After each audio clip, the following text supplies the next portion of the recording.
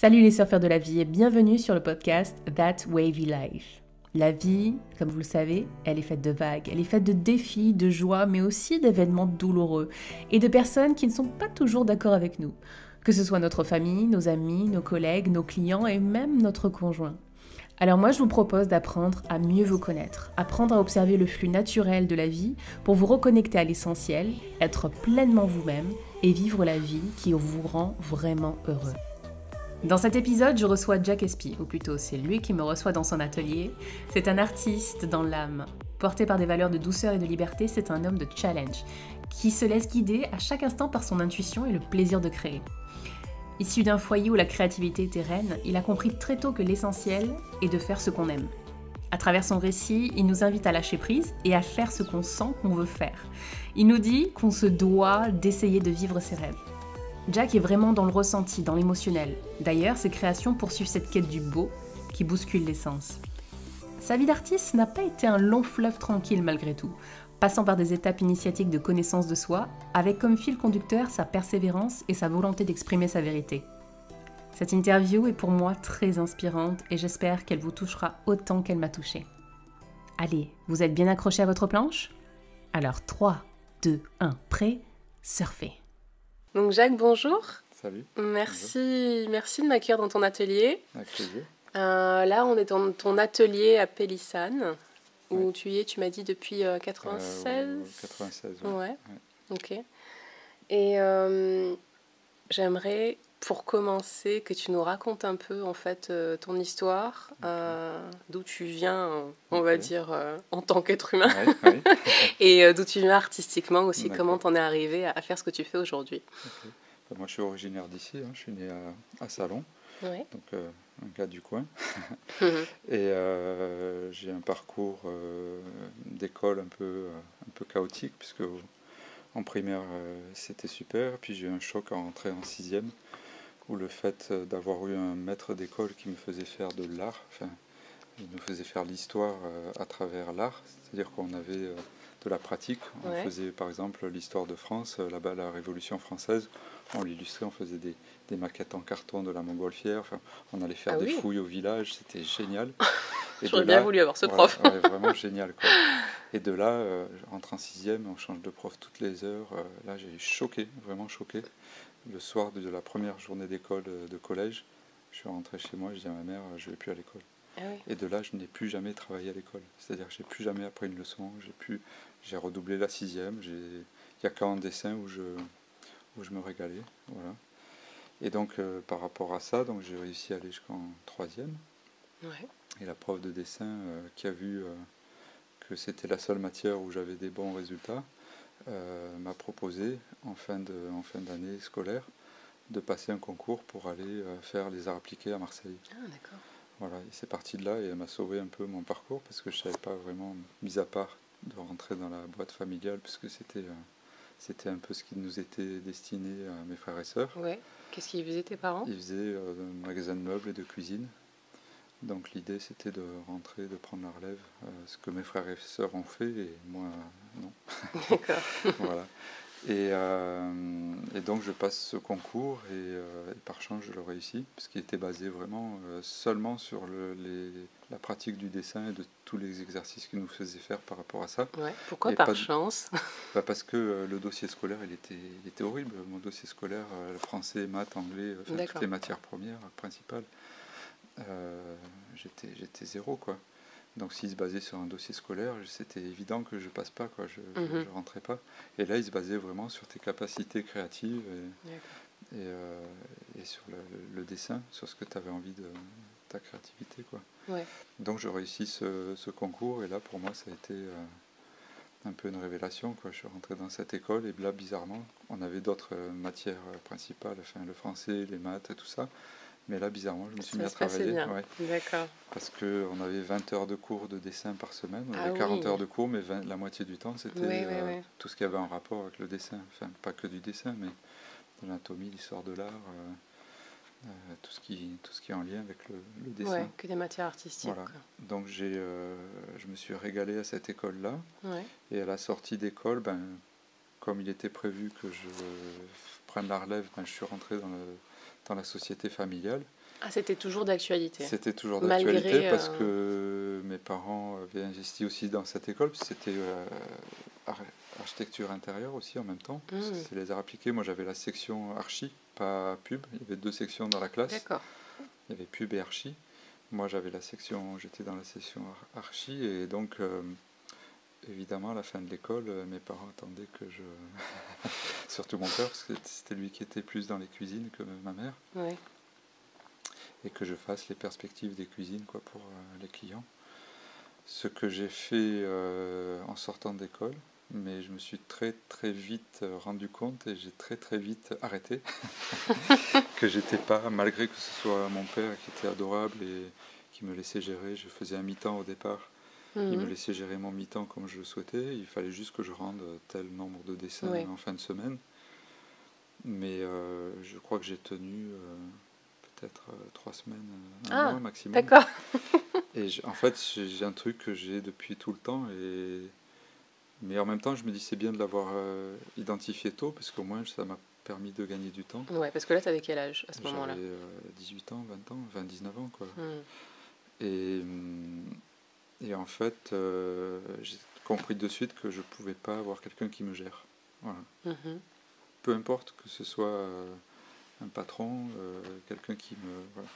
Après, c'est personnel, hein, je sais pas, je pense qu'il y a des personnes qui sont comme ça, qui sont comme moi, qui n'aiment pas avoir...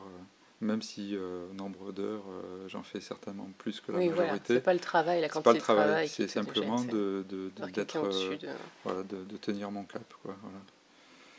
Donc j'ai... Tenir ton cap, ça veut dire que c'est toi, c'est moi qui gère ma ouais, t'avais envie ma de vie, tenir ton cap toi-même. Ouais. de gérer ce que j'avais. Très tôt, tu as compris ça. Ouais.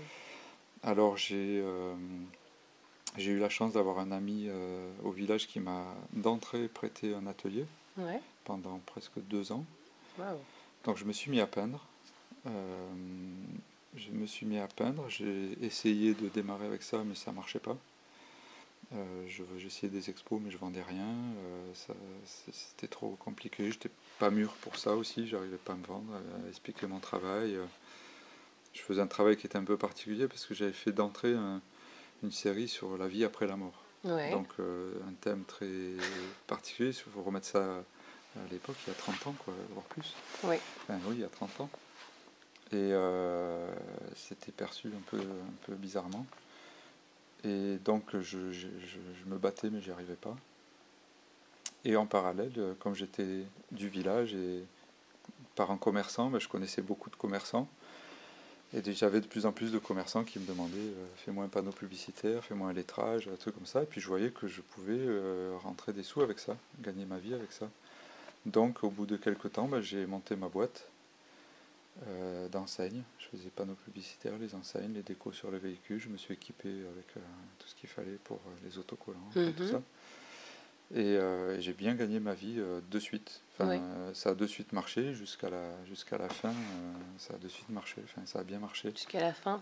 Jusqu'à la fin, au moment où j'ai décidé, tout en faisant le long de ces années, tout en faisant en parallèle quelques petites expos où je vendais toujours rien, mais ça me faisait partie de moi, quoi. C'est quelque chose que je peux. T'avais besoin de produire de toute façon. Moi, j'ai choisi ce métier aussi parce qu'il y avait un côté créatif. Et ça a marché de suite pour ça, parce que la plupart des enseignistes dans le coin, ils étaient très bateaux, ils faisaient du lettrage. Mais voilà, tu n'étais pas seul, quoi. Il y avait de la concurrence. Il y avait de la concurrence, mais j'avais aucun souci. Je faisais des devis, même s'il y avait la concurrence, je passais parce que j'avais ce côté créatif que les autres n'avaient pas. Je faisais des panneaux avec l'aérographe, je faisais des dessins, des décors, des trucs comme ça, ce que les autres ne faisaient pas. Et donc ça a bien marché. Et tout le long de ces années, j'avais toujours ça qui me titillait dans ma tête. J'ai toujours eu besoin de faire de l'art, quoi. Moi, j'ai une révélation, en fait, que je peux revenir en arrière, parce qu'il y a des personnes qui ont été importantes pour moi. Déjà, ce prof, ce maître d'école qui m'a éveillé à ça. Et ensuite, par la suite, donc, quand j'étais au collège, mes parents m'envoyaient chez un cousin à Paris, chez des cousins, parce que 2 cousins différents, tous les ans. Je partais seul, j'allais chez eux. Et donc, un cousin en particulier m'a vraiment fait découvrir le monde de l'art. Il m'a fait visiter tous les musées, il m'a amené dans les défilés de mode, il m'a amené voir tous les monuments parisiens. Enfin, j'ai vraiment eu cette découverte avec lui.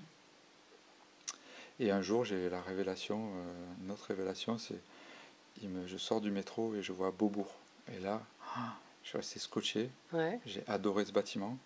J'ai adoré le visiter et je me suis toujours dit un truc. Et c'est un de mes rêves les plus forts que j'ai encore. Ouais. Et j'essaye d'y aller. On verra si un jour j'y arriverai. Mais en tout cas, c'est d'être un jour à Beaubourg, quoi. Ça, pour un artiste, c'est le rêve d'être dans un musée comme ça, à Beaubourg ou au MoMA, ou enfin bref, dans un musée. Pour ceux qui ne le connaissent pas, comme moi qui ne le connaissent Ouais. pas, est-ce que tu peux nous le... qui ne le connaissent pas, est-ce que tu peux nous décrire? C'est un bâtiment qui est complètement atypique par rapport à tous les bâtiments parisiens, Ouais. puisqu'il est fait de tubes, de tuyaux, de grosses machineries métalliques, on dirait une sculpture abstraite quoi, quand on est à l'extérieur. Et ça a été controversé, ça a été décrié par plein de gens, mais en tout cas, maintenant c'est le bâtiment pour moi le plus marquant, quoi. Ouais, de référence. Voilà, à Paris, en tout cas dans le monde de l'art. Ouais. Et surtout, il a été fait il y a longtemps, quoi, donc c'était osé pour l'époque. Voilà. Et donc voilà, j'ai eu cette révélation-là, et j'avais toujours ça en moi de peindre, de créer, d'exploiter ça. Mais qu'est-ce que tu t'es dit en voyant ce bâtiment? Parce que tu dis ça a été une révélation. Je me suis dit, j'aimerais trop faire ça et être là, oui. et exposer là, quoi. D'accord. Puis après, voilà, il y a des peintres que j'ai connus aussi qui m'ont scotché, quoi, qui m'ont vraiment donné envie d'exploiter ça, quoi. Et donc, au fil du temps de ma société où je gagnais bien ma vie, j'avais toujours la tête à des moments. Il fallait que, jusqu'à la fin, je me dis, il faut que j'y aille, quoi. À un moment donné, je ne peux pas louper ça, c'est pas possible. Ma vie, cette boîte, elle est bien, je gagne bien ma vie, c'est chouette, mais c'est pas ça ma vie, en fait. J'ai besoin d'aller exploiter mon potentiel autrement, quoi. Et donc, en fait, j'ai eu une fille, et c'est à la naissance de ma fille où j'ai décidé, je sais pas pourquoi, ça m'a poussé, je sais pas, je sais pas qu'est-ce qui fait que, je sais pas si c'est pour un homme, peut-être que ça change beaucoup de choses, enfin pour une femme aussi, mais oui. Moi ça m'a révélé, quoi. Sa naissance m'a poussé, m'a dit c'est maintenant, quoi. Mais c'est intéressant ce que tu dis parce que c'est pas la première fois que j'entends ça. Ouais. Alors pour une femme évidemment, Ouais. parce que pendant 9 mois on le porte, cet voilà, enfant, donc ça nous transforme beaucoup, et même au niveau psychologique et émotionnel.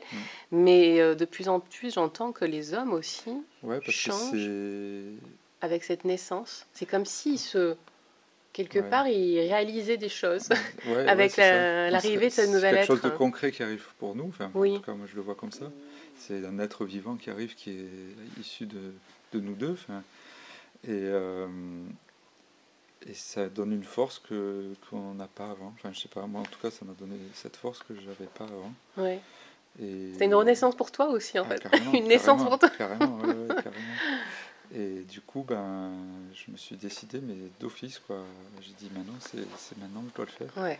Je prends la place pour moi. Voilà, alors que j'avais des bons salaires, j'avais une belle vie. Tout le monde me regardait comme ça, mais non, même mes parents, comme mon père, On t'a dit, t'es fou, t'es inconscient. Alors, j'ai eu la chance d'avoir des parents qui étaient toujours très compréhensifs. D'accord. Et ça, je les remercie. C'est un cadeau du ciel, mes parents. Ouais. Et du coup, ils ne comprenaient pas, mais après, maintenant, j'étais majeur, plus que majeur. Ouais. Mais ils me laissaient faire, ils ne me faisaient pas de critiques.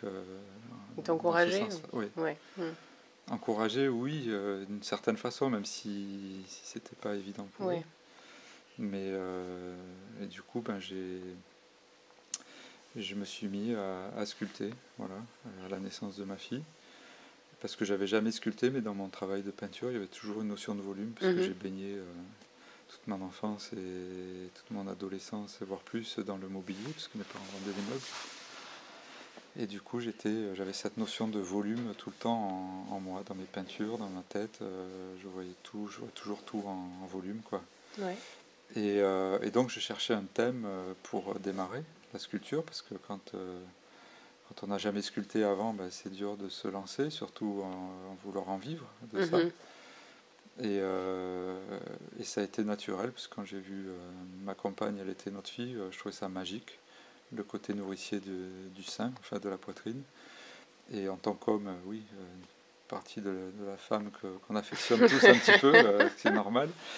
Et puis je trouvais, ben, mon travail était aussi très courbe avant. Ouais. Et ça, c'était une logique plus courbe qu'un sein, tu peux pas trouver.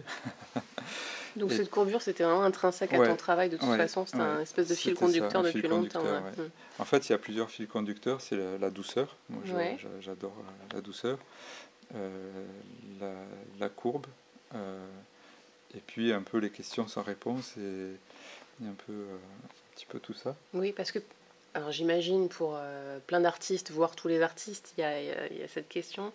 Mais pour toi, du coup, qu'est-ce qui guide chaque œuvre que tu Ben, moi, c'est le crées? thème le plus qui me revient, enfin la chose qui me revient le plus, peu importe ce que je fasse, parce que ce que je fais actuellement, ça change complètement de ce Oui, que je oui. fais par rapport à ce que je faisais quand j'ai redémarré à la naissance de ma fille. Euh, ce qui me parle, moi, c'est la beauté. Enfin, je sais pas, c'est vaste, hein, le terme la beauté, Mhm. mais quand on regarde quelque chose, quand on observe, il faut que ça soit beau. Enfin, Qu'est-ce que c'est le beau pour voilà. toi Qu'est-ce que alors? c'est le beau? Ben, c'est que ça me donne une émotion, ça me crée une émotion, oui, ça m'érisse les poils, ça me touche au fond de moi.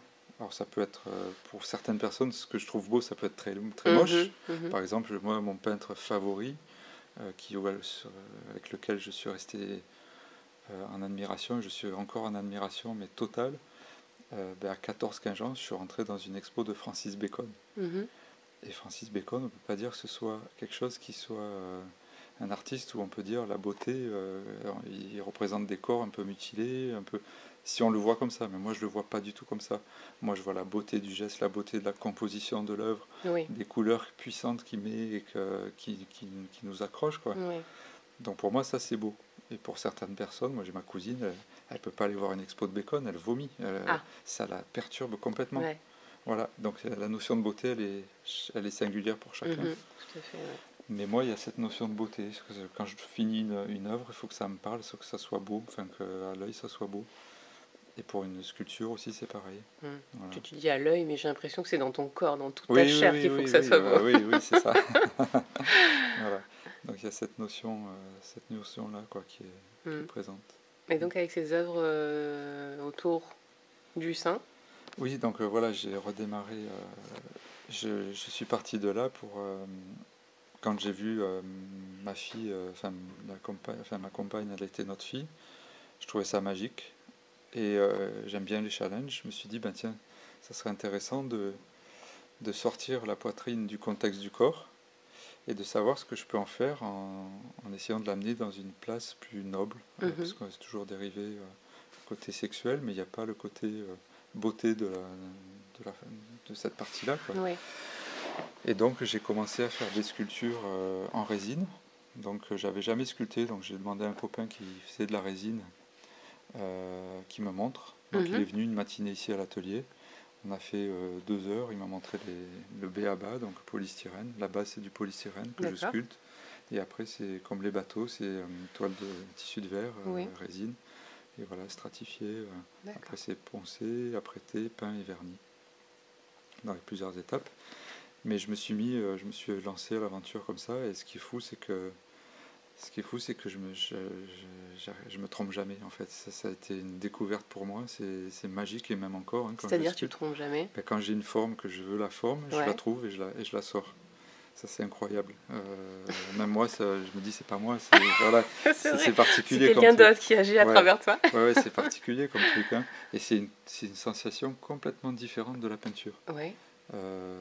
La peinture, il y a une autre sensation qui est extraordinaire, mais la sculpture, c'est encore autre chose, parce que tu as vraiment un volume, quoi. C'est pas du plat, c'est quelque chose qu'il faut vraiment avoir en tête, enfin, qu'il faut sentir. Ouais. C'est plus que sentir, Et ça a été magique, donc j'ai réussi à chaque fois, je réussis à chaque fois à faire ce que j'ai envie de faire, quoi.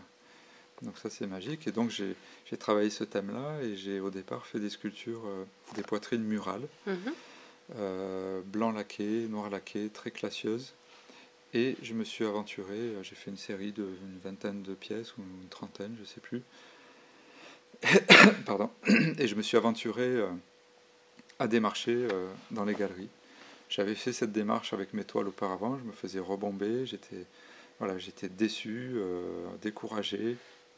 Et là, avec ce travail-là, comme j'avais cette envie profonde qui me poussait, j'ai dit j'y vais. Et là, j'ai dit ça va marcher, quoi. Voilà, j'avais pas de doute. Complètement déterminé. Complètement déterminé. Et donc je vais avec mes seins sous le bras, on peut dire ça comme ça, taper aux portes des galeries, comme ça, à Paris, à droite à gauche. Et de suite, toutes les galeries que j'ai été voir ont adhéré à mon boulot. Donc m'ont pris des pièces et ont de suite vendu des pièces. D'accord. Et j'aimerais revenir sur ce que tu disais par rapport au fait que quand tu étais plus jeune, tu n'arrivais pas à parler de tes œuvres et tu disais te vendre ou les vendre. Et là, du coup, alors, comment c'est une super bonne arrivé question parce qu'en fait, ce dont je me suis rendu compte, le fait que je monte ma boîte d'enseigne, où j'étais obligé d'aller démarcher un peu les gens, ça m'a développé cette communication que je n'avais pas. Voilà. Que j'avais vraiment pas, je n'osais pas parler comme ça là, à ton micro, c'était impossible. C'est vrai ? Impossible. Je me serais caché sous la table, j'aurais envoyé quelqu'un d'autre. Enfin voilà. Et là, du coup, d'avoir monté, d'être en contact avec du public, avec des gens, des clients, ça m'a développé ce côté commercial que je n'avais pas. Et du coup, quand j'ai attaqué à démarcher les galeries, j'étais à l'aise. J'y allais sans la pression. Et en fait, il y a aussi un autre truc qui a fait, je ne sais pas ce qui a fait, il y a eu un déclic dans ma tête. Parce que comme je me faisais toujours rebomber dans les galeries, je le prenais mal, j'avais vraiment du mal. Et un jour, je ne sais pas ce qui a fait ça, j'arrive pas à redéterminer pourquoi j'ai eu ce déclic dans ma tête.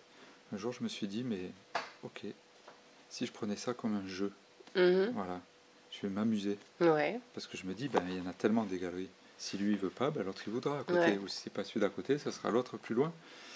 Et du moment où j'ai fait cette bascule dans ma tête, ça m'a enlevé toute la pression que j'avais quand je rentre dans une galerie. Wow. Ça, c'est énorme, hein. C'est un conseil pour tout. Hein. Ouais, mais carrément. carrément. Ça, toi, ça t'est venu comme ça? Ça m'est venu comme ça. Et en fait, le jeu me parle aussi. C'est un truc dont on pourra parler après. J'ai besoin de m'amuser. J'ai besoin de prendre du plaisir. Voilà. Et là, donc, du coup, du moment où j'ai réussi à prendre du plaisir, à aller démarcher les gens, ça a changé tout. Puisque du moment où tu y vas, tu n'as pas de pression. Le gars, tu sais que s'il te dit non, tu vas aller voir l'autre, il va te dire oui. Le gars en face, il sent que tu n'as pas la pression. Du coup, ça l'interpelle. Il tient, et au contraire, il va te raccrocher parce que tiens, lui, il est sûr de lui. C'est pas mal, quoi. Les gens confiance en t'attirant. Voilà. Et intriguant, du coup. Oui, exactement. Et du coup, ça a fonctionné d'entrée. Le premier gars que je suis allé voir, il m'a pris des pièces. Voilà. Et les autres aussi. Et par chance, donc, ça a de suite fonctionné. Et donc, là, avec une histoire, il y avait... Qu'est-ce que tu disais comme histoire? Qu'est-ce que tu racontais? J'expliquais ça, en fait. J'expliquais que ce travail-là, ce que je viens de te raconter, que ce travail-là, il vient à la suite de ma vie, la naissance de ma fille, que j'ai eu ce déclic-là et que c'est maintenant, quoi. D'accord.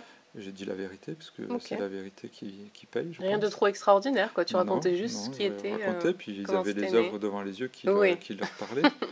En fait, il faut être réaliste aussi. Les galeristes, ils voient un chiffre aussi. Et ils voyaient que ça pousse vendre. Parce que c'est un thème un peu osé, mais en même temps qui est classieux, qui n'est pas traité vulgairement, entre guillemets. Et c'est ce qui fait dans l'art l'attrait de l'œuvre d'art. Il faut qu'elle soit interpellante et esthétique et vendable pour les galeristes. Voilà.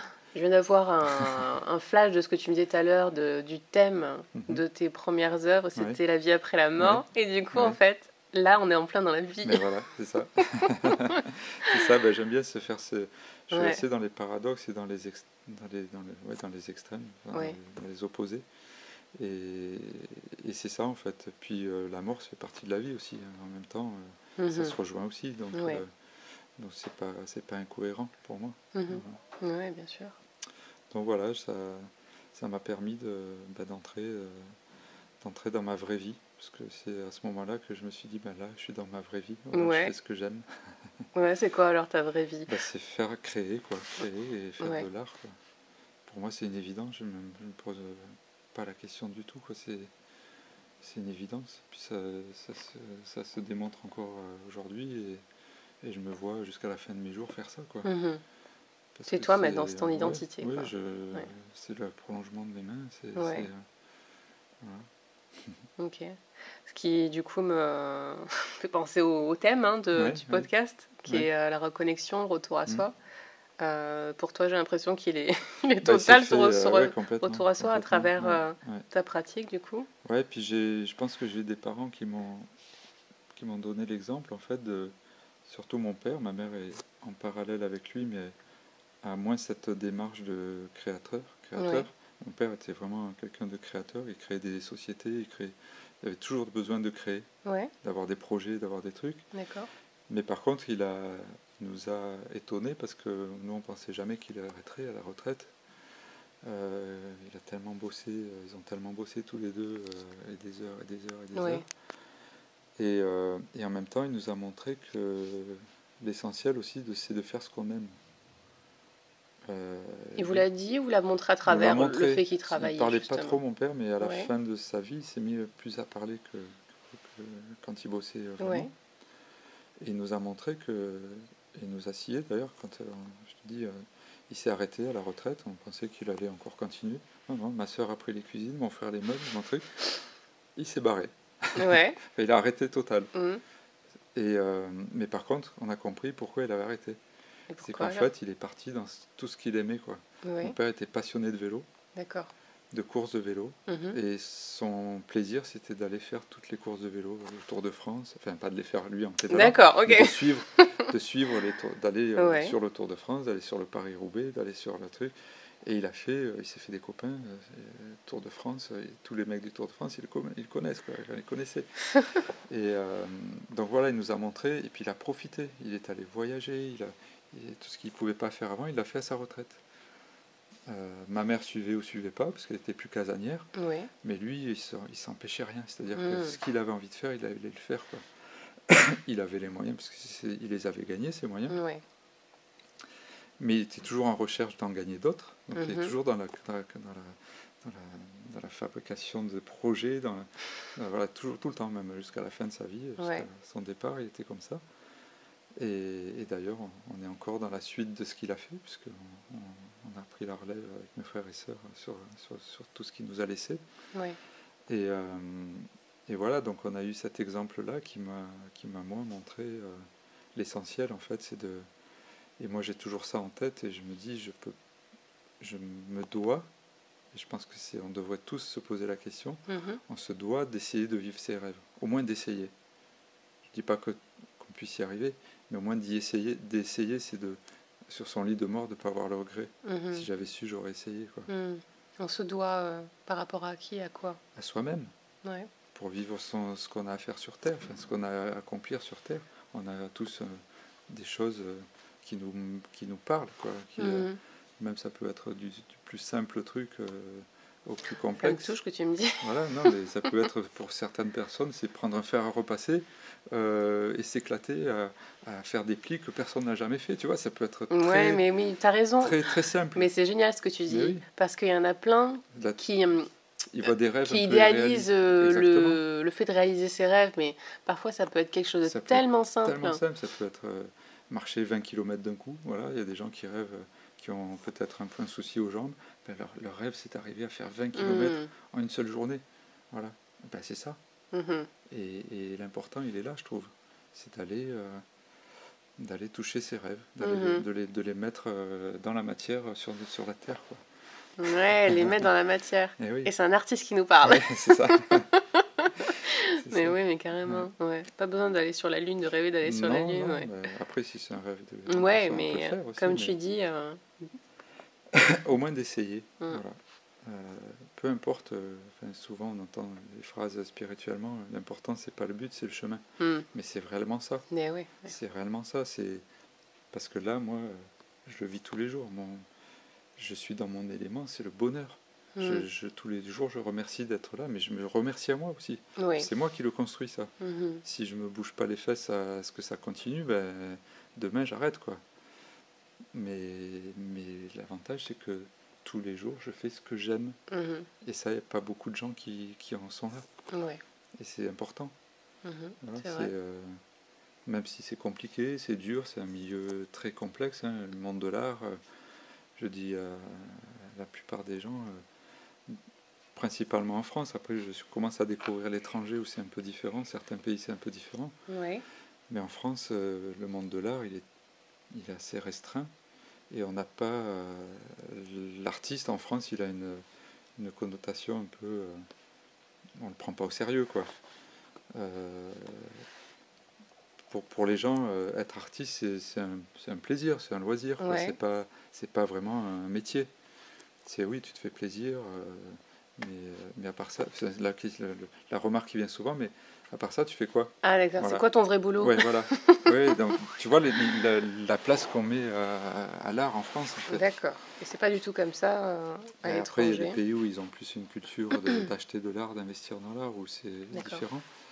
Mais en France, donc je disais, quand on est artiste et qu'on fait cette démarche d'aller dans les galeries, ce que je te disais tout à l'heure, Ouais. c'est que tu es à 90%, et je suis gentil, 90% du temps, tu es découragé.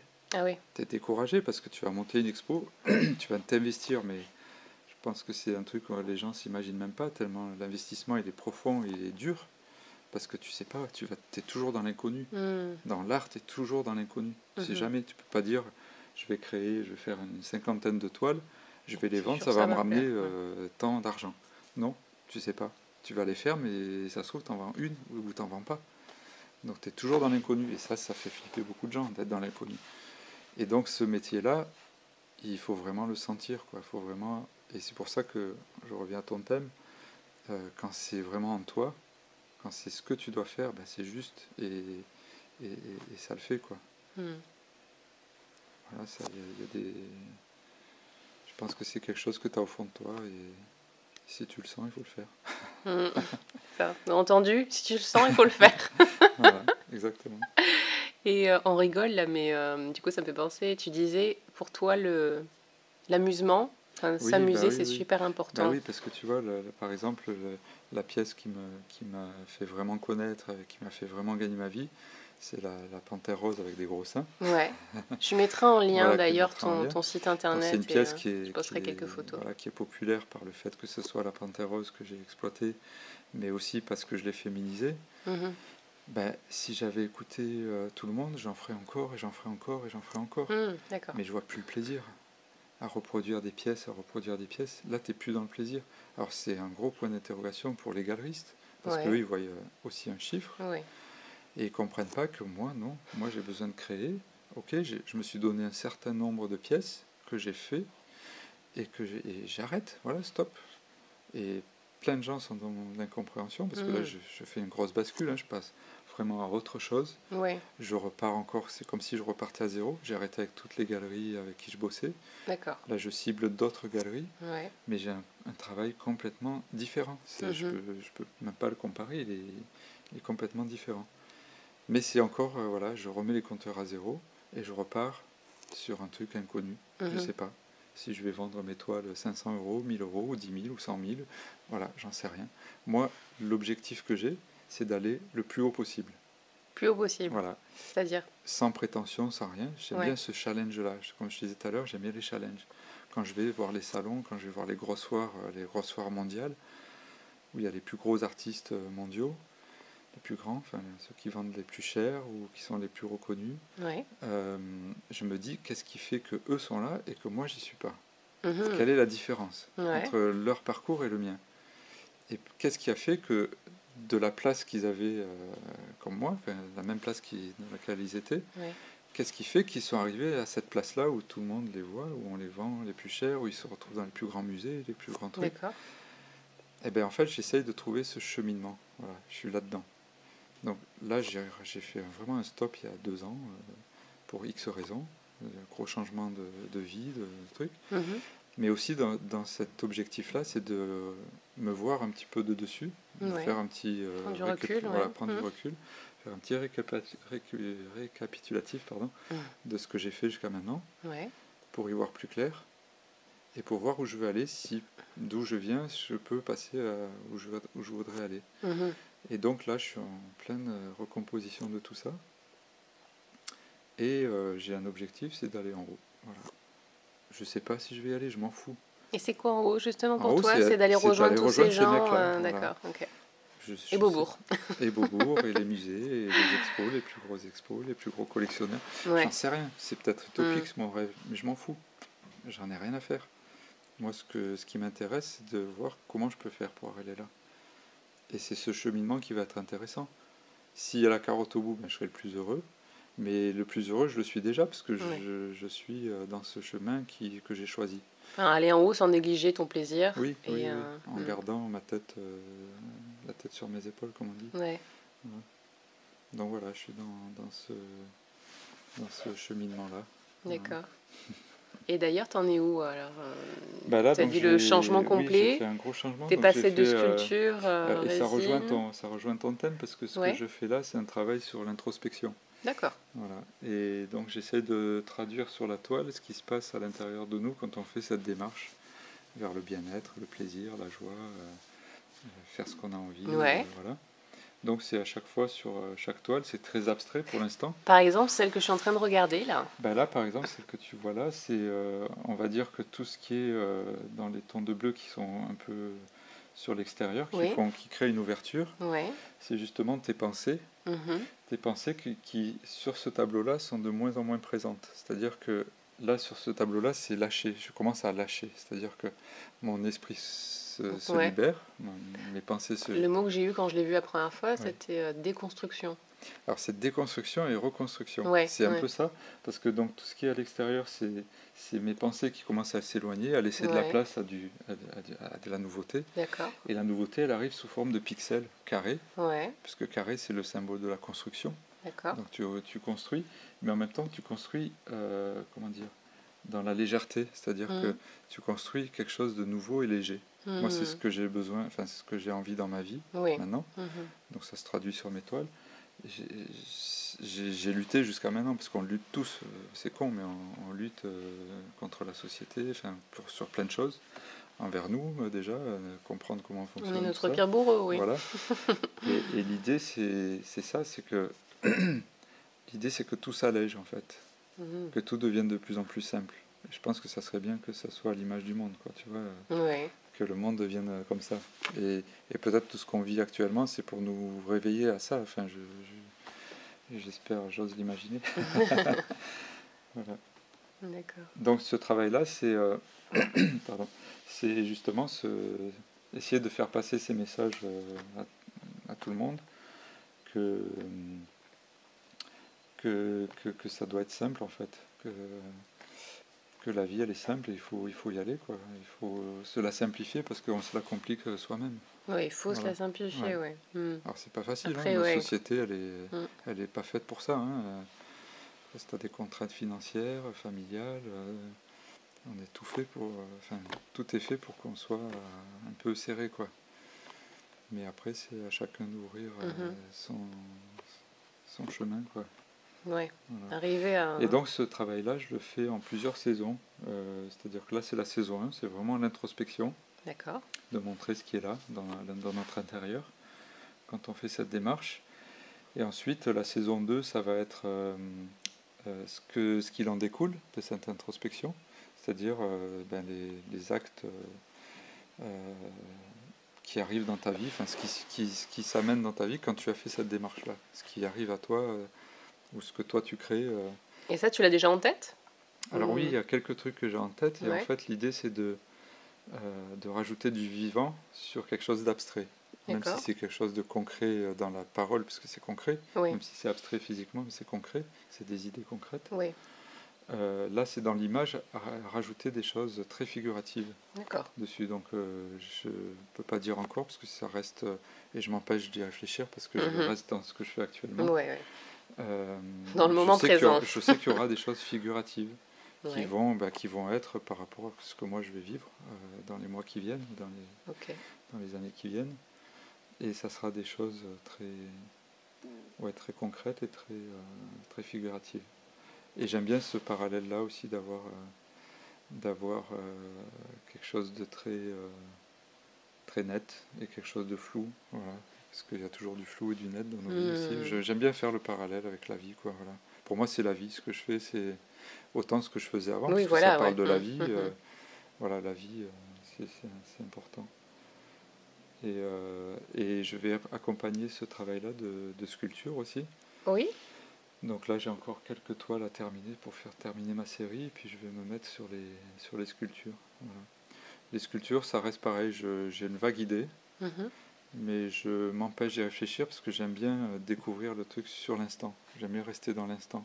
Ça fait partie aussi de la démarche que j'ai dans la tête. Sculpture, mais plus Alors, sculpture résine. Non, résine, c'est fini, parce que j'essaye aussi de partir dans des choses qui sont plutôt écologiques. Je peux pas dire écologiques parce que j'emploie des matériaux qui sont pas écologiques non plus, mais d'essayer d'être le moins nocif pour moi déjà, parce que c'est moi qui les fabrique, et pour les gens qui vont les acheter,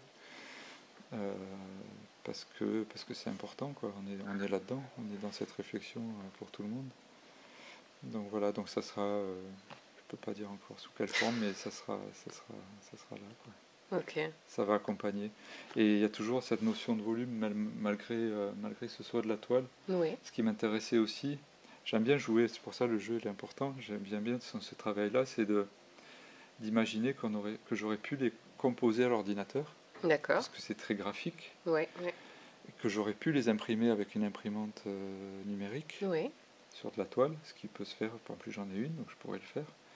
Mais j'aime bien ce parallèle-là, ce paradoxe-là, c'est qu'à aucun moment il y a l'ordinateur qui a intervenu, et à aucun moment l'imprimante non plus n'est intervenue.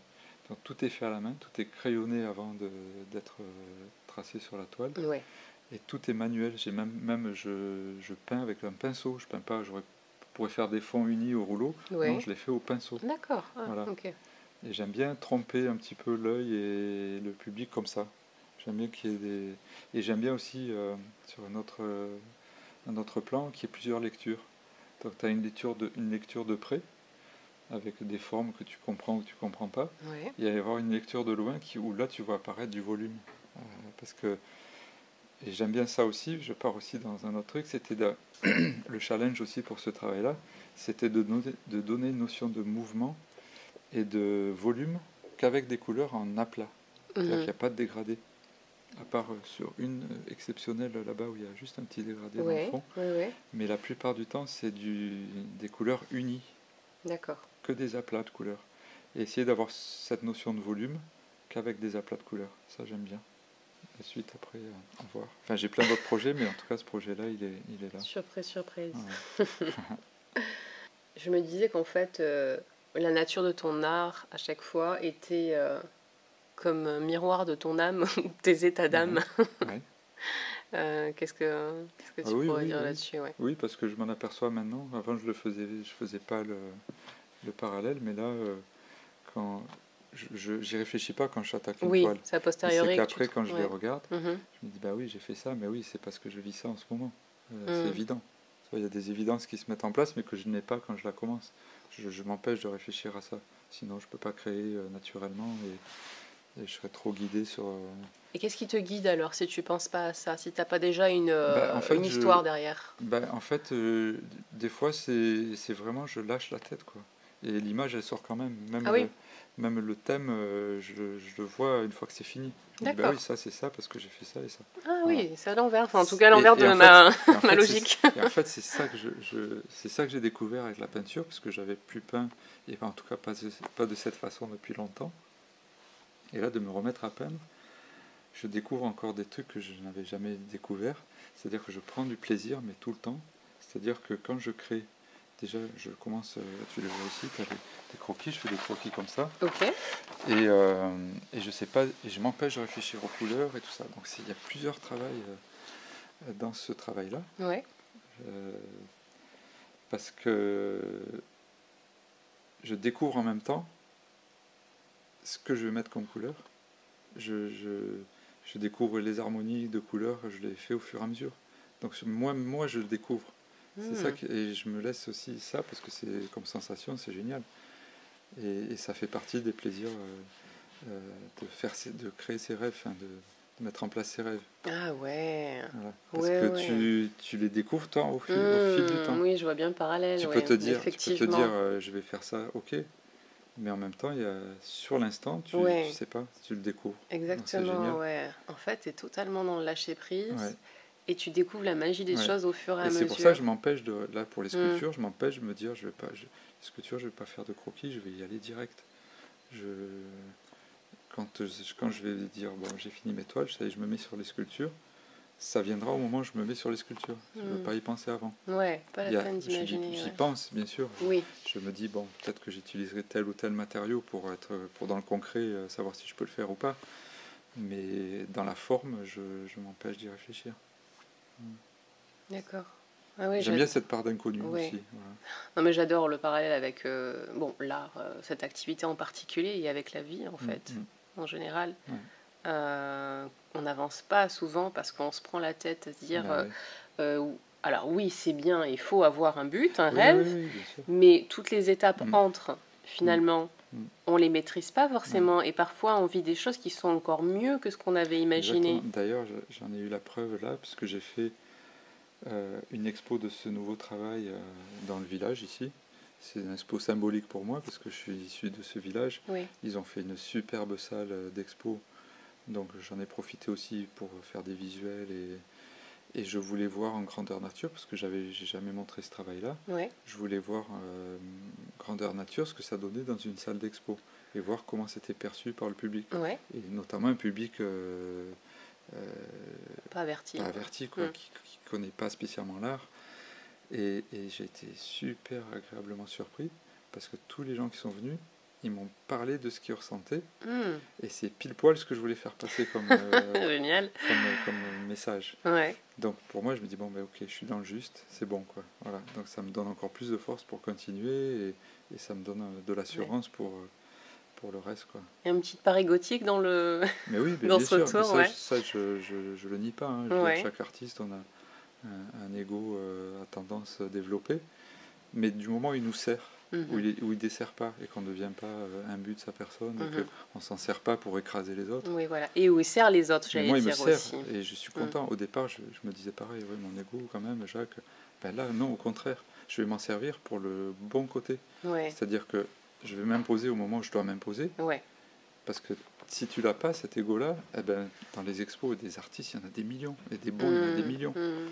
Mais ce qui fait la différence, c'est comment tu vas te vendre, comment tu t'imposes, comment tu oses. Sinon, on ne te voit pas, en fait. On ne te voit pas. Donc, à un moment donné, avec ta gueule, il faut la montrer, quoi. Il faut montrer ton nom, il faut dire qui tu es. Moi, j'avais un peu honte de ça. Maintenant, j'ai compris que non, au contraire. Si je veux vraiment y arriver... Et c'est un plus, parce qu'au moins mes messages, ils peuvent passer, tu vois. Je parle pas de merde, je parle pas de... je parle pas de mauvais messages, j'essaye d'amener de la beauté aux gens, voilà. En tout cas, au mieux que je puisse, quoi. Mais ça, si je fais pas ça, ben, j'arriverai pas à faire passer ces messages. Donc c'est important d'avoir de l'ego aussi en même temps. Oui, parce que ça sert un plus grand but aussi que ton petit but à toi, entre guillemets. Exactement. Et du coup, comment... Moi, tu m'en as parlé un peu, mais comment tu as envie d'impacter la vie des gens justement à travers tes œuvres? Comment tu as l'impression que tu impactes la vie des gens? Écoute, moi, comme je te disais, à cette expo-là, je l'ai vu parce que les gens qui rentraient, alors que des expos, j'en ai fait plein, hein, quand je faisais mes sculptures, ça n'avait pas du tout le même impact. Et là, tout le monde venait vers moi, il me dit, wow, c'est génial, enfin, il se passe quelque chose de doux, il dit, ça fait du bien, voilà, des choses comme ça, des remarques comme ça, ça fait du bien. Enfin, voilà, c'est des couleurs, c'est pas habituel, mais c'est doux. Enfin, voilà, que des trucs. On est dans l'art-thérapie, là. Voilà, exactement, mais vraiment. Et c'est positif, parce que moi, c'est aussi comme ça que je le perçois. Génial, oui. Parce que que ça soit n'importe quel domaine de l'art, que ce soit la musique, la danse, le théâtre, le cinéma, ce qui est important, c'est que ça nous crée des émotions. Et quand tu as ça qui se passe, eh ben, voilà, L'artiste, quel qu'il soit, il a tout gagné, quoi. Ouais. D'ailleurs, j'avais une prof d'art Et plastique. tout le monde a gagné. C'est pas que l'artiste, c'est Oui, les voilà. gens. C'est un vrai échange. Ouais. Et c'est ça qui est important. C'est le tout qui a gagné. Moi, je me fais plaisir, mais je fais plaisir aux gens. Ouais. C'est ça qui est important. Si c'est que se faire plaisir soi-même, il y en a qui sont là-dedans. Hein. Et d'ailleurs, ça va pas vraiment toucher, si ça touche quand même les gens qui se font plaisir qu'à eux-mêmes. Oui, parce qu'il y a un côté commerce maintenant qui s'est Oui, mis en voilà, place. ouais. M'as-tu vu, machin, Ouais.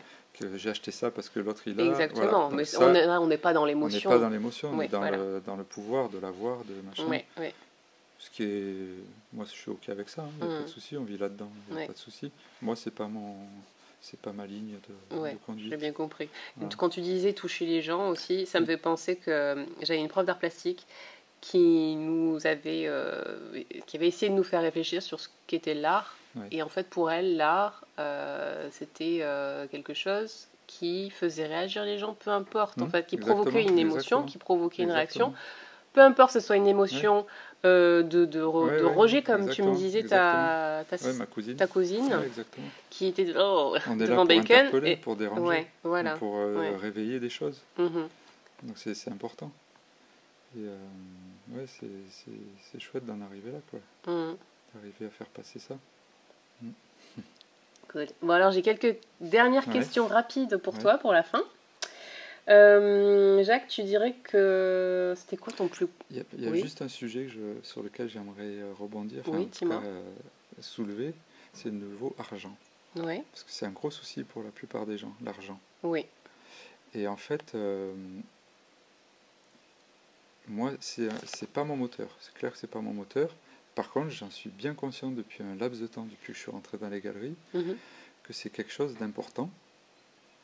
Et comment faire passer ça, l'idée c'est que c'est une énergie qui est importante pour nous. Même si on la rejette, il ne faut pas la rejeter parce on est dans une société où on a besoin d'argent.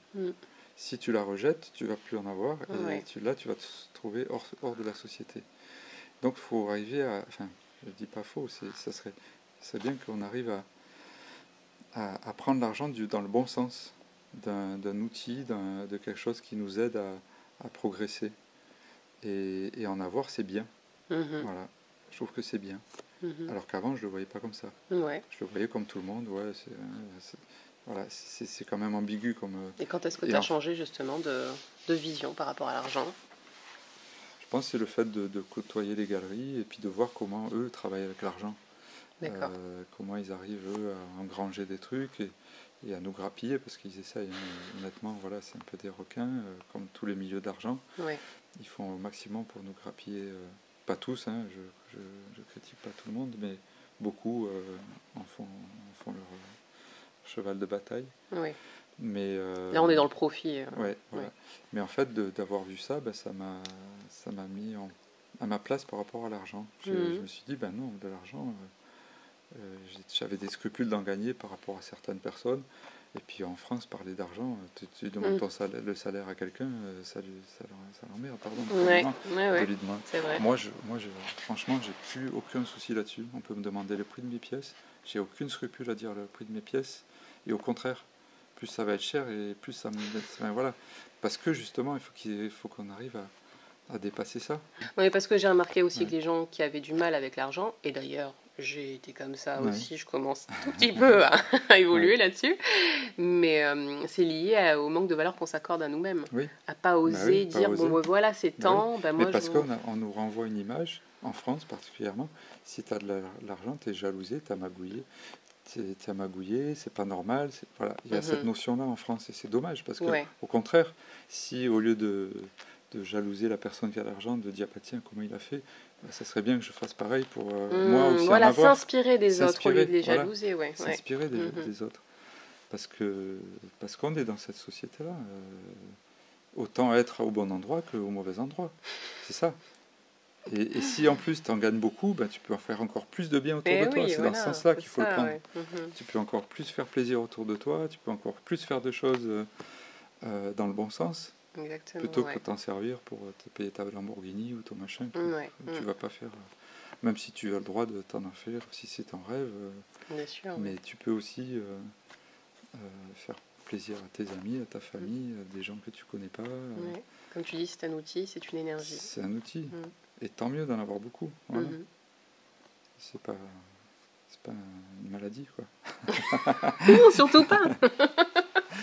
Je sais pas si ça rejoint ou pas la question que je voulais te poser, mais qu'est-ce qui a été ton plus gros challenge dans ta vie d'artiste, on va dire? Alors là, c'est une histoire qui j'ai un petit peu de temps. Ça prendra un petit peu de temps si tu veux que je te la raconte. Tu peux faire la version courte ou il y en a Je peux faire pas? la version courte.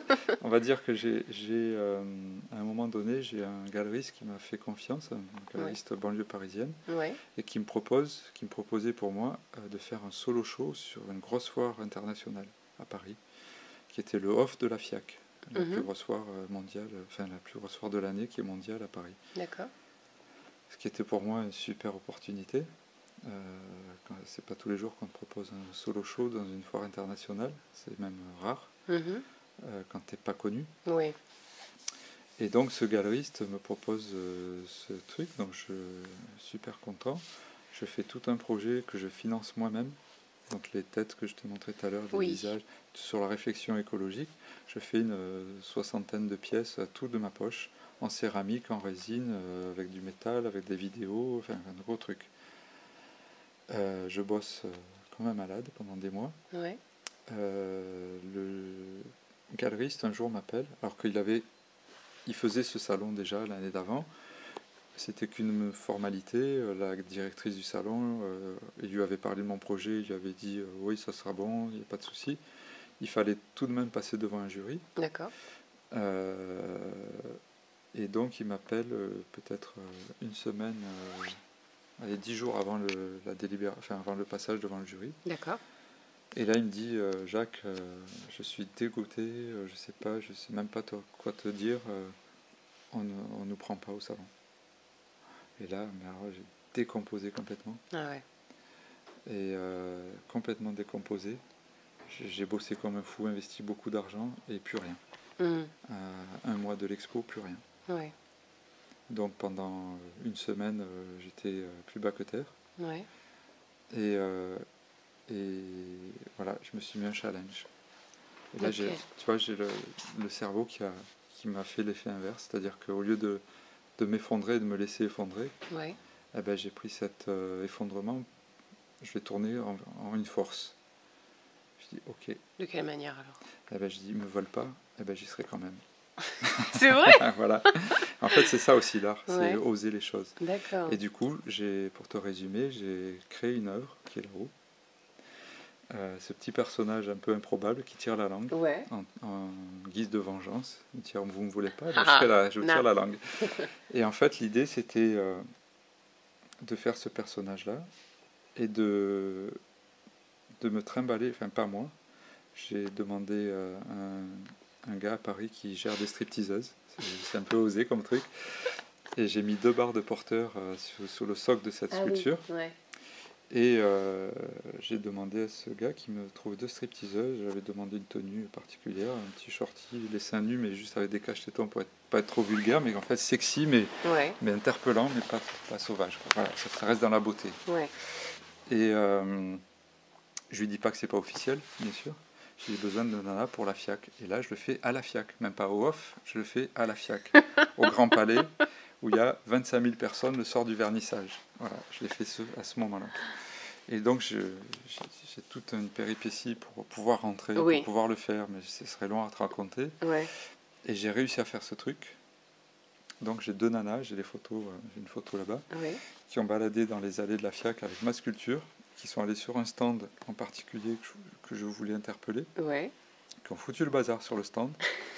Ça n'a pas été bien reçu. Ça n'a pas été bien reçu, mais en même temps, on n'a pas été foutu dehors sauvagement. Enfin, on n'a même pas été foutu dehors. J'ai réussi à faire arrêter le truc. Et moi, j'étais incognito dans le public. Je filmais la scène pour avoir ma preuve que j'avais fait ça. Excellent.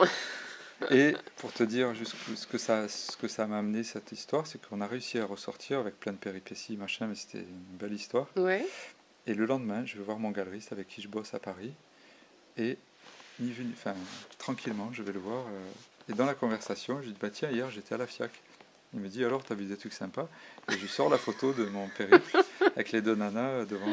Et je lui dis, bah j'ai fait ça. Et là, j'explique tout le truc. Et là, il me regarde, il me dit, mais t'es trop fort. Il n'y a plus d'artistes qui font ça maintenant, qui osent des trucs comme ça. En plus, c'était en plein vernissage. Le stand, là où il y a la photo, tu la vois peut-être là-bas, je te la montrerai tout à l'heure. La toile qui est derrière les filles où il y a ma sculpture, c'est Murakami, elle vaut 11 millions d'euros, la toile. C'est la soirée où il y a les plus gros collectionneurs. Donc moi j'ai foutu le bordel le soir où il y avait les plus gros acheteurs de la galerie, quoi. Ah ouais, d'accord. Donc ça a foutu le bazar. Et donc je te dis, je vais voir mon galeriste. Et je lui dis ça. Il me dit, mais t'es trop fort. Et du coup, ça l'a motivé. Et ce qui a fait que, du coup, ça a fait monter mon image. C'est que ça l'a motivé pour me présenter